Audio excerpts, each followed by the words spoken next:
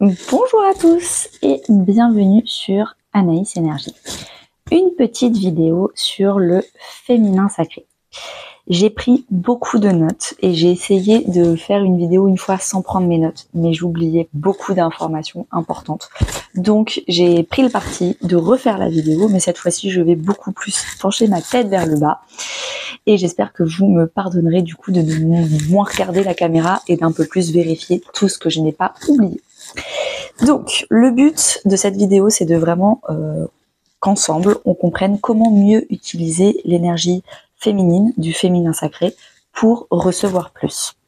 C'est vraiment faire moins et recevoir plus. Parce que dans notre vie, on a le yin et le yang. Le yin, c'est le féminin sacré, le yang, c'est le masculin sacré. Qu'on soit un homme ou une femme, on est censé être à 50-50. Le problème, c'est que dans notre société actuelle, la société, la vie, notre vie professionnelle nous pousse à être beaucoup plus yang que yin et on n'est pas à 50-50. Donc on passe plus de temps avec le yang, le masculin sacré, à faire des to-do list, à être dans la rapidité, à être dans le donner, voilà. Et là, du coup, on n'est pas dans le yang, le yin, pardon. Recevoir, se reposer, être et pas faire. Donc là, on va apprendre à mieux équilibrer le yin et apprendre à recevoir beaucoup plus. Recevoir de l'amour, recevoir de l'argent, recevoir de l'attention, de la reconnaissance. On va recevoir, on va arrêter d'attendre que ça vienne des autres, tout en nous continuant de donner. Et donc on est dans une espèce d'escalade où on donne en essayant de recevoir en retour, mais c'est pas comme ça que ça fonctionne. Donc ça se trouve, vous regardez cette vidéo parce que vous êtes entrepreneur et vous lancez votre business, ou alors par rapport à votre couple, ou par rapport à vos amis, ou par rapport à votre famille. Donc ce sera différent pour tout le monde, mais ce seront les mêmes conseils. Alors, comment mieux utiliser son énergie yin? Déjà, je vais vous faire une métaphore sur le yin. Le yin, c'est une fleur. Et la fleur, pour se faire butiner, elle se déracine pas et avec ses petites racines, elle va chercher les abeilles. Non. Ce qu'elle fait, c'est qu'elle prend soin d'elle. Elle a des belles couleurs, elle a une belle texture de pétales, elle essaye d'avoir des belles odeurs pour attirer les abeilles. Et c'est pas elle qui bouge, elle fait que prendre soin d'elle. Et du coup, c'est les autres qui viennent à elle pour la butiner. Et c'est exactement ça qu'on va apprendre à faire, à devenir une belle fleur. Premier conseil. Vraiment être sur le moment présent. On ne peut pas contrôler le passé, on ne peut pas contrôler le futur. Donc, il faut vraiment arrêter de stresser pour des choses qu'on ne peut pas contrôler. Également, on ne peut pas contrôler les autres. Donc, quand on passe à s'occuper du passé, du futur, des autres, en fait, on sort de notre zone de pratique, on peut pas en fait. Donc on déploie beaucoup d'énergie, beaucoup de yang, de données à des choses où on n'aura pas de retour parce qu'en fait ce n'est pas censé être dans notre zone d'action. Et donc du coup c'est hyper important de retourner dans le moment présent, à soi. Et donc du coup de faire attention à son corps, à ses émotions. Vraiment à apprendre à communiquer sur son corps et ses émotions et à être là maintenant tout de suite. Profiter de là maintenant, qu'est-ce qui se passe? Non mais en fait là je suis au bord de la piscine, mais demain il va falloir que j'aille faire les courses et que machin, et que... Stop. Là maintenant, arrêtez de culpabiliser de rien faire et de pas faire les courses aujourd'hui, vous les ferez demain et vous y penserez demain. Mais là, vous êtes au bord de la piscine. Qu'est-ce que vous êtes en train de ressentir? Comment votre corps il se sent? Est-ce que plutôt le haut du corps, le bas du corps? Pourquoi? Comment? Essayez vraiment de profiter sans culpabiliser. Parce que c'est le propre des gens qui sont énormément yang et beaucoup moins yin, c'est qu'ils culpabilisent de ne pas être dans le yang. On va y revenir plus tard parce que il y a plein de conseils qui s'entrecoupent, mais il y a quand même des petites subtilités. Donc du coup, c'est vraiment le verbe être et pas le verbe faire avec le moment présent. Je suis, où, pourquoi, comment, qu'est-ce que je ressens, machin, mais je fais rien et c'est très bien comme ça. Et qu'est-ce que j'ai fait dans le passé et que je regrette ou ce que j'ai pas fait dans le futur et j'angoisse? Bah non, ça n'a rien à faire là. Et donc ça va être de l'entraînement au quotidien, de revenir sur le corps, sur les émotions, sur les sensations. À chaque fois que vous voyez que vous repartez dans des endroits où normalement vous n'avez pas de contrôle, ça ne sert à rien. Il faut revenir et revenir. Et avec la pratique, c'est comme quand on commence un nouveau sport, au début on est nul et puis au fur et à mesure, avec la pratique, on arrive à le faire de mieux en mieux. Deuxième conseil pour recevoir plus, c'est vraiment de placer ses limites. Pas en criant, pas en ayant des excès d'émotions, de colère, de pleurs, de je sais pas quoi. C'est vraiment être conscient de ces émotions, se rendre compte qu'on les a dépassées, atteintes, etc. C'est quoi mes besoins, c'est quoi mes désirs? C'est pas la même chose. Et vraiment exprimer ses limites. Voilà ce dont j'ai besoin, voilà ce que je veux. Jusque-là, je trouve que tu ne m'as pas respecté dans mon besoin ou mon désir. À partir de maintenant, j'aimerais que moi, voilà ce que j'aimerais bien avoir comme réaction face à ça.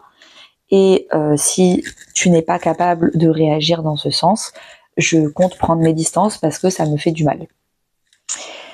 Donc, plus par contre vous allez attendre le point de non-retour, et donc du coup tout le dialogue que je viens de faire, vous allez le dire en criant, vous allez le dire parce qu'en fait c'est trop tard, vous avez attendu trop longtemps. Quand on crie, la personne en face, ce qui se passe dans sa tête, c'est « je n'ai qu'une hâte, c'est qu'elle arrête de crier et je n'écoute même pas ce qu'elle dit ». Donc quand on crie, on ne s'écoute pas. C'est à qui crie le plus fort, donc ça ne sert à rien. Donc, ou vous attendez de redescendre pour placer vos limites, ou alors vous le faites à l'écrit par texto de façon très posée, calme, structurée, avec des petits smileys mignons, mais au moins vous avez posé vos bases. Et puis, n'hésitez pas à vous intéresser à la CNV, la communication non violente. Commencez toujours vos phrases par « je ». Si vous dites « tu as fait ça, c'est pas bien », le « tu ». Commencez par « je ressens ça, j'ai besoin ». Et lorsque j'ai dit ça, tu as réagi comme ça m'a fait du mal ta réaction. Donc j'ai besoin que tu réagisses autrement. Et si tu continues de pas respecter mes limites, par contre je vais devoir prendre mes distances. C'est simple comme bonjour, mais c'est hyper important qu'on arrête de vous prendre, alors que vous, ce que vous voulez travailler, c'est le yin, c'est de recevoir. Troisième petit conseil, c'est vraiment le dialogue intérieur bienveillant. Si vous-même, vous n'avez pas une relation de confiance avec vous-même, il faut la construire en fait. Si vous-même, vous doutez de vous, vous dites que vous n'êtes pas à la hauteur, que vous arrêtez pas d'avoir pas confiance en vous, que vous parlez mal, vous dites c'est trop beau pour être vrai, de toute façon toi tu le mérites pas, les autres ils font mieux que toi. Comment voulez-vous que les autres vous respectent et vous donnent des belles choses si vous-même vous vous donnez de la malveillance? Donc, en vibrant des choses positives à l'intérieur, en construisant une relation de confiance avec vous-même, vous allez attirer à vous des gens qui vont vouloir, en tout cas, vous donner autant d'estime que vous vous donnez à vous-même. Et donc du coup, il va falloir arrêter les phrases rabaissantes, surexigeantes, il faut t'es jamais à la hauteur. Non, encouragez-vous, félicitez-vous avec les petites victoires, soyez dans la compassion. Si vous avez fait des erreurs, et ben c'est pas grave, essayez d'analyser qu'est-ce que vous avez fait comme erreur, la prochaine fois, qu'est-ce que je vais faire de mieux, et voilà, et vous essayez de vous élever au fur et à mesure. Il faut vraiment être dans une énergie de compassion de vos émotions et de votre état. N'hésitez pas à écrire une lettre sur votre corps, votre âme, votre mental, votre logique. Qu'est-ce que vous aimez chez vous? Qu'est-ce que vous aimez chez vous? Qu'est-ce que vous voulez valoriser de plus en plus? Quels sont vos points forts? Et vous devez déjà tout miser sur vos points forts au lieu de tout le temps vouloir améliorer vos points faibles. Non. On arrête de tout le temps être je conditionne mon cerveau pour voir tout ce qui va pas chez moi pour l'améliorer, et donc en fait je conditionne mon cerveau pour voir tout ce qui va pas tout le temps. Mais non. Donc du coup, essayez de conditionner votre cerveau pour voir tous les points faibles. Vous êtes né avec plein de qualités, et du coup à force de faire du développement personnel, peut-être que vous avez calibré votre cerveau pour voir tout ce qui allait pas, mais regardez tout ce qui va, et vous êtes né avec plein de qualités, plein de points forts, que ça se trouve d'autres non pas parce qu'ils en ont d'autres, et puis c'est pas grave, vous êtes unique et il se passe plein de trucs. Et donc voilà, écrivez, ressassez, répétez-vous dans votre tête tous les points forts, tous les trucs trop cool que vous avez et dont vous êtes fiers et que vous aimez, sans vous comparer aux autres. La seule compétition et comparaison que vous devez avoir, c'est avec votre vous d'hier. Donc ça se trouve, vous allez mettre des qualités dans votre petite liste, des qualités que vous n'aviez pas il y a un an et que vous avez aujourd'hui. Ça, c'est une belle victoire. Mais alors, vous comparez à d'autres personnes, ça n'a aucun sens. Et ça ne fait que rajouter du négatif, en fait. Donc, vous allez voir que vous allez célébrer les petites victoires, vous allez vous encourager, et puis les gens vont se dire, elle a une super relation avec elle-même, elle a un super état d'esprit positif, et bah ouais, en fait, moi aussi j'ai envie de célébrer les petites victoires avec elle, moi aussi j'ai envie de la complimenter et de voir les aspects positifs comme elle sait se mettre en valeur et avec elle-même, et ça a l'air trop bien, et les gens vont vouloir vous donner exactement ce que vous vous donnez à vous-même. 4e petit conseil, c'est vraiment de faire attention à ces vibrations, c'est être conscient de soi, être conscient dans quel état on est là actuellement. Donc les gens qui sont dans le yang, ils font « Ah, je fais plein de trucs dans ma vie pro, dans ma vie perso, dans ma famille, machin, je sais pas quoi. » Ok, est-ce que vous vous êtes posé au moins 5 minutes ce matin pour vous dire « Ok, est-ce que j'ai une tension? Est-ce que j'ai mal? Est-ce qu'il y a des endroits où ça va? Est-ce que quelles sont mes émotions? Est-ce que ça va? Est-ce que je suis anxieuse? Est-ce que je suis fière? Est-ce que qu'est-ce qui se passe ?» Faire un petit check-up de comment je vais là tout de suite. Plutôt que je me lève, il faut absolument que je fasse mon petit déjeuner, il faut que je fasse ci, il faut que je m'occupe des plantes, il faut que machin. Et en fait, vous vous levez et vous avez déjà une liste de choses à faire. Déjà, prenez 5 minutes pour vérifier votre être, votre état. Hyper important. Donc, ce que tu penses, tu le dégages. Donc, si tu penses une liste d'actions, tu vas dégager quelqu'un stressé qui doit faire des actions. Non, c'est justement ça sur lequel on veut partir. Donc, lorsque tu entres dans une pièce, t'es là et tu fais pas. Non, mais je rentre dans la pièce, en plus il faut que je check mes mails sur mon téléphone, et puis en plus il faudrait que j'aille chercher, il faudrait que j'aille parler à cette personne. Non, tu rentres dans cette pièce, tu laisses ton téléphone bien dans ton sac, et tu regardes les gens autour de toi, tu leur dis bonjour, et toi comment tu es, qu'est-ce que tu ressens, qu'est-ce que tu penses, qu'est-ce que tu as envie de dégager dans cette pièce, qu'est-ce que tu es, et pas qu'est-ce que tu fais.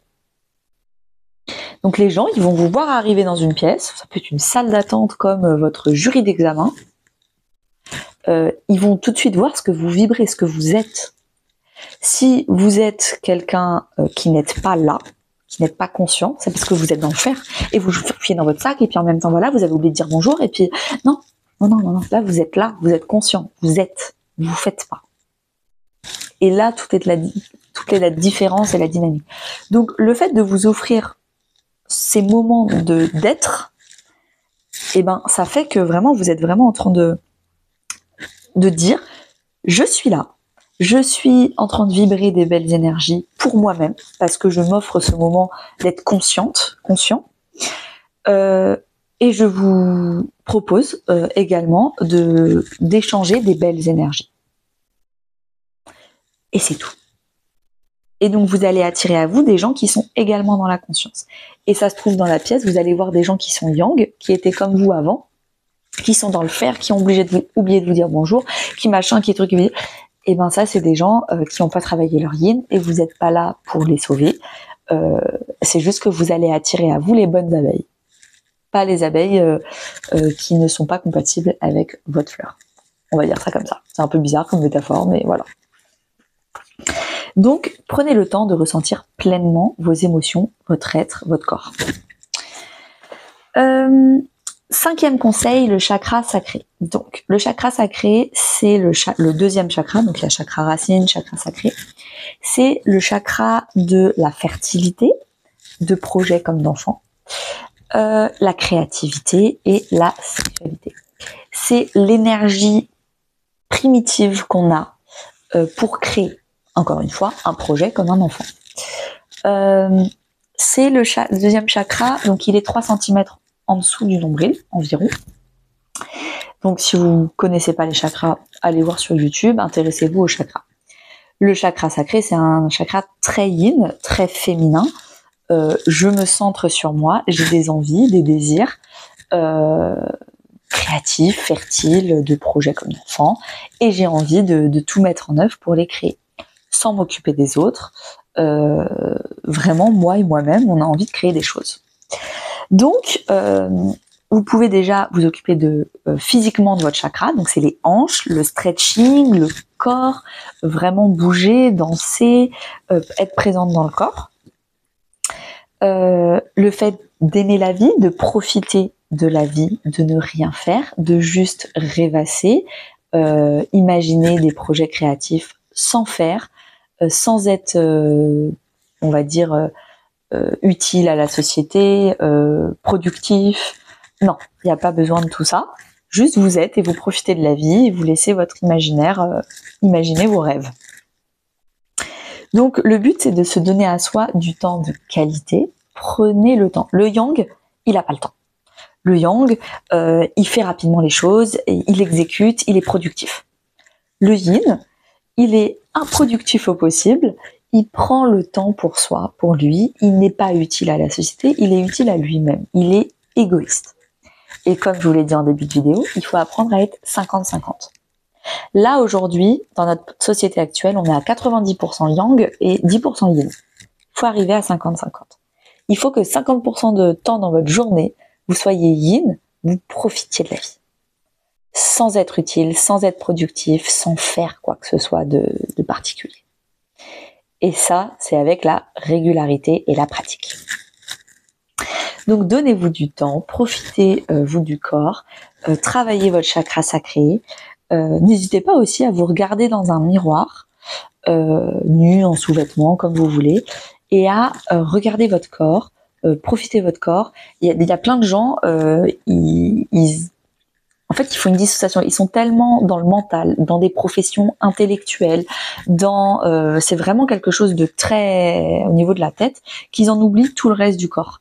Donc, n'hésitez pas à vous reconnecter à votre corps, à faire des activités du corps, du yoga, du stretching, du sport. Également, vous regardez dans un miroir. Également, mieux vous habiller, aller dans un institut de beauté pour vous faire masser. Reprenez reconstruisez une connexion, une relation avec votre corps. 6e conseil, le stress. Alors, le stress, c'est pas bien, c'est pas bien. C'est juste une hormone qui s'appelle le cortisol. C'est factuel. On peut être stressé. Mais il y a des très bonnes situations où il faut être stressé, où il faut faire. Quand on est dans le yang, il faut faire rapidement, il faut exécuter, il faut accomplir des choses. C'est hyper important d'avoir du stress dans sa vie. Parfois, c'est hyper important. Par contre, il y a des situations où le stress arrive et non, rien à faire là.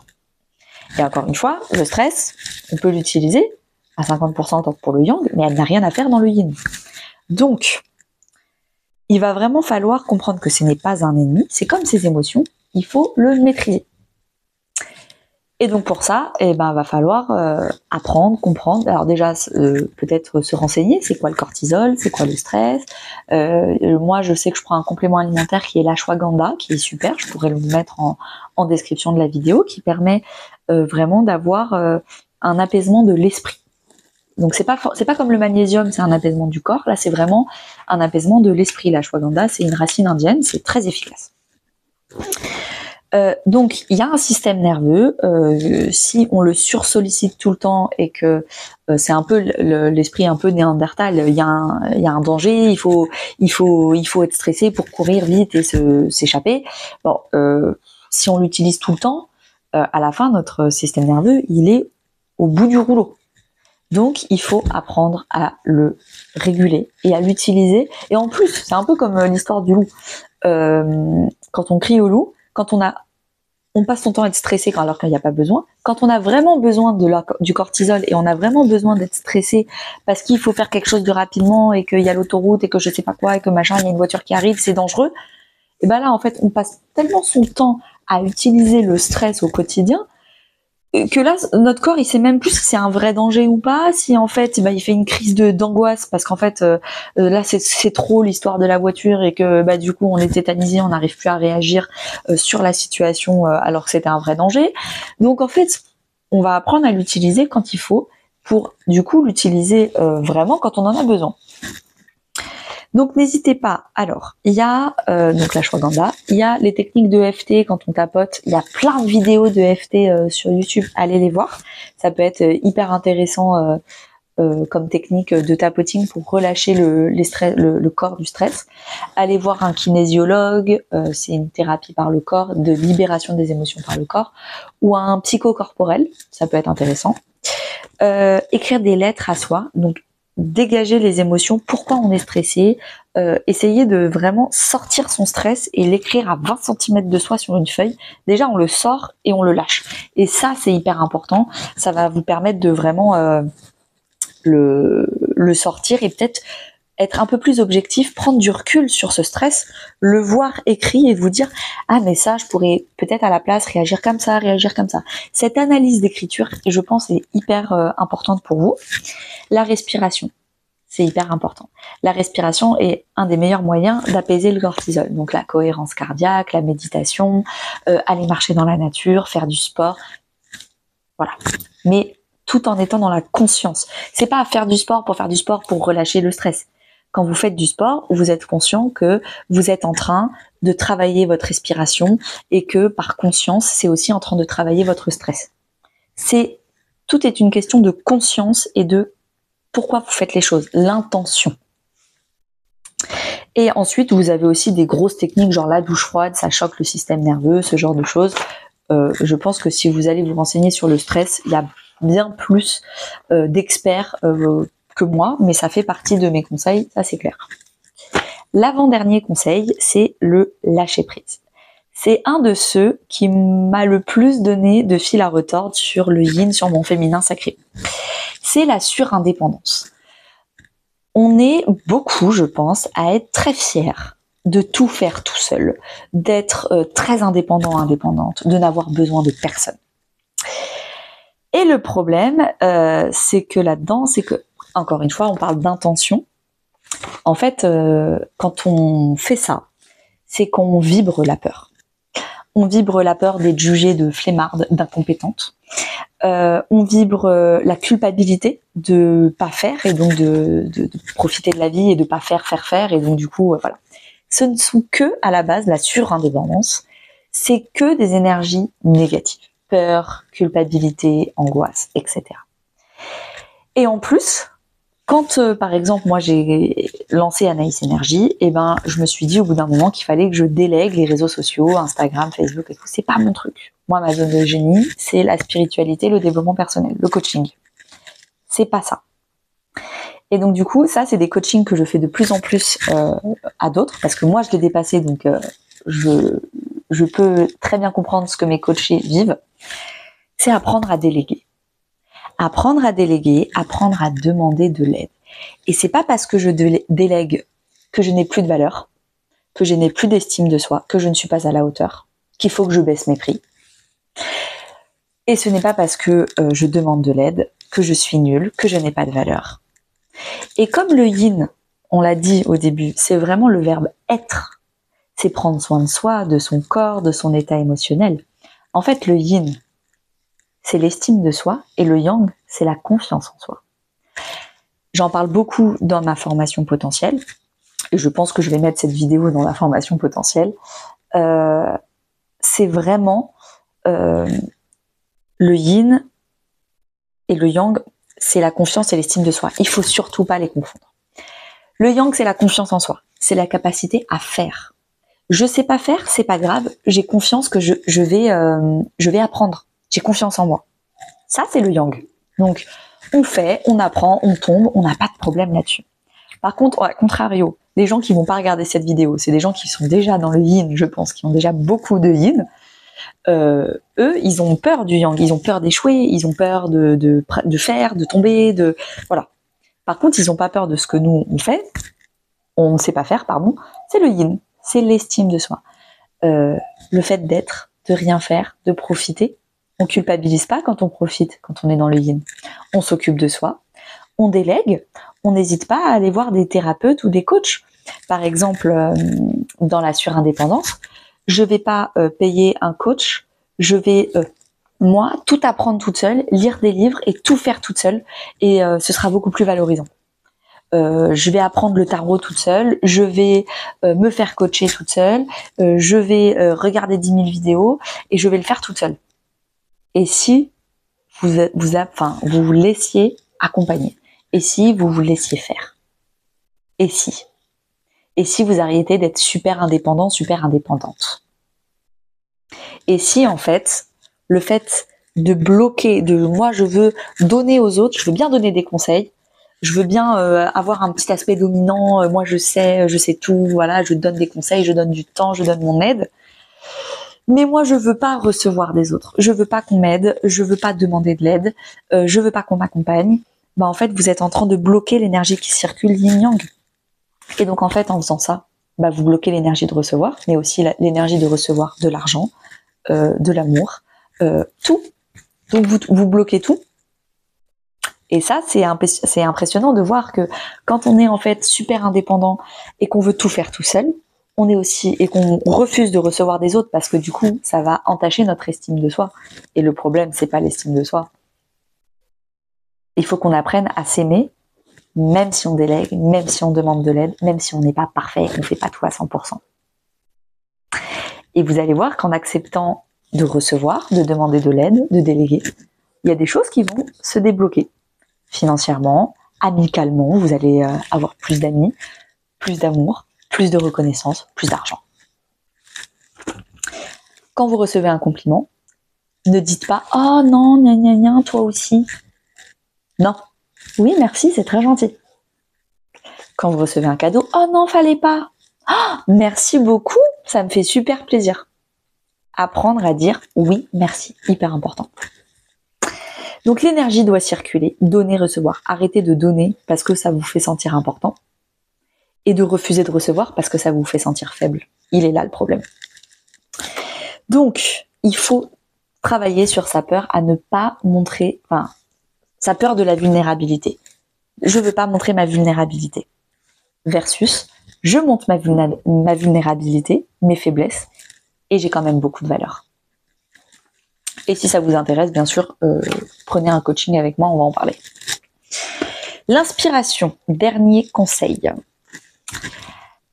Généralement, quand on est dans le yang, on passe son temps à donner, à faire des conseils, etc. Et puis on est dans le contrôle. On est dans le contrôle du passé, du futur, des autres. On passe son temps à vouloir contrôler. Ouais, mais moi je te donne des conseils, toi tu me donnes pas ça, faudrait que tu fasses ça comme ça, faudrait que tu fasses ça comme ci, et machin, etc. Le meilleur moyen d'inspirer les autres à faire comme nous on voudrait, c'est de leur montrer par mimétisme. Par exemple, vous dites à un enfant, arrête les écrans, va lire un livre. Si vous passez votre temps sur des écrans, comme mimétisme, il va passer son temps comme des écrans. Si vous lui montrez, vous prenez un livre, un journal, un magazine et vous lisez, bah l'enfant va faire comme vous. Et en fait, c'est pareil avec les autres, parce qu'on est tous des grands enfants. Donc si vous voulez que les gens autour de vous se comportent d'une telle manière, fassent certaines actions, faites-les pour vous-même. Par exemple, vous voulez que votre chéri vous offre des fleurs et soit un peu plus attentionné, etc. Offrez-vous des fleurs à vous-même, offrez-vous des petits cadeaux, et vous allez voir qu'avec le temps, il va commencer à comprendre et il va le faire. N'attendez pas que les autres vous fassent plaisir, apprenez déjà vous à vous faire plaisir vous-même. C'est hyper important déjà pour votre relation à vous-même. Et si, encore une fois, c'est une question d'intention et de vibration, vous vous offrez des fleurs que pour que votre chéri vous offre des fleurs, c'est pas des bonnes vibrations. Apprenez à le faire vous pour vous faire plaisir, pour arrêter d'être dans cette énergie d'attente de l'autre, de l'extérieur. Vous êtes une fleur. Vous vous offrez le meilleur pour vous-même, des belles couleurs, des belles odeurs. Voilà, vous êtes là pour vous-même. Si les autres ensuite, comme ils voient que vous êtes magnifique, ils veulent aussi vous donner et rentrer dans cette même dynamique positive, tant mieux. Mais c'est pas censé être l'énergie de base. Donc, il va vraiment falloir commencer à bien se traiter pour que les autres nous traitent bien. Et par mimétisme, vous allez voir, ça va très bien fonctionner. Plutôt que de tout le temps demander aux autres de faire ci, de faire ça, non, ça fonctionne pas comme ça. Ensuite, je pense que là, on a fini sur tous les conseils que j'ai pour vous. Donc, valider et accepter de recevoir des autres sans contrôle. Prendre du recul et prendre soin de soi. Visualiser et manifester le mieux pour ses émotions. Donc ça, c'est vraiment les énergies qui se déclinent en 8 conseils. Si vous voulez que je vous répète les 8 conseils, c'est très simple. Être au moment présent, placer ses limites, un dialogue interne bienveillant, être conscient de soi, de son état, le chakra sacré, le stress, le lâcher prise et déléguer, et l'inspiration. Si vous avez besoin d'un coaching ou autre, vous connaissez mes coordonnées, tout est en lien sous la description. Très belle journée!